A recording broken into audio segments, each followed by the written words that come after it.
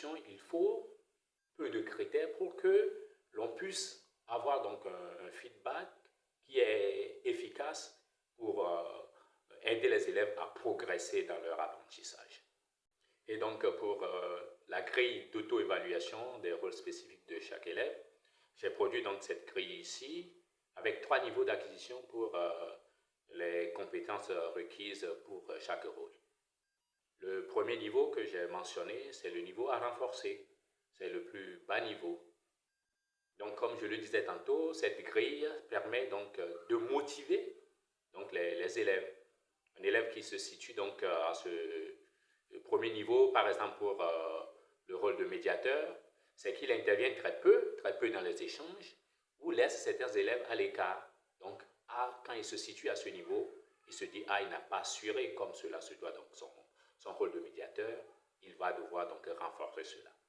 Donc, je pense que cette grille est assez claire et précise.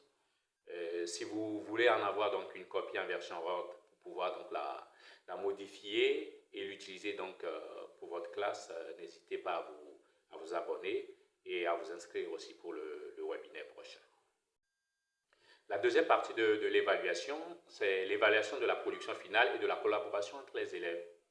Et aussi, à ce niveau, il faut toujours une grille d'évaluation assez claire et assez précise. Donc, c'est ce que j'ai produit donc, ici également. Avec 3 niveaux toujours d'acquisition, on peut en faire 4, mais je trouve que ces 3 niveaux sont assez clairs donc, pour permettre aux élèves de pouvoir se retrouver. Parce que la grille d'évaluation, elle doit permettre aux élèves de pouvoir comprendre là où ils se situent par rapport aux attendus. Cela est très important. Donc, comme critère pour la production finale, j'ai mentionné la forme de la production. Est-ce que c'est un schéma? Est-ce que c'est un texte qu'on a demandé? Est-ce que c'est une carte mentale? Est-ce que donc, la production de l'élève respecte donc, cette forme de production qui est attendue? La qualité donc, du contenu également, donc avec les déclinaisons pour chaque niveau, et la collaboration au sein du groupe. Cela signifie donc que tout au long du travail, le professeur donc, vérifie la façon dont donc, le travail se fait à l'intérieur de chaque groupe. Donc cette grille aussi, je peux vous la mettre donc en version Word pour que vous puissiez donc la modifier et l'adapter donc à votre classe. Eh bien, merci chers collègues. Abonnez-vous donc à la chaîne EduForm Prof, chaîne spécialisée dans la formation continue des enseignants, spécifiquement des enseignants du secondaire.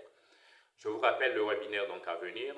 Il s'agit du webinaire sur des idées clés pour réussir la collaboration entre élèves. Nous allons découvrir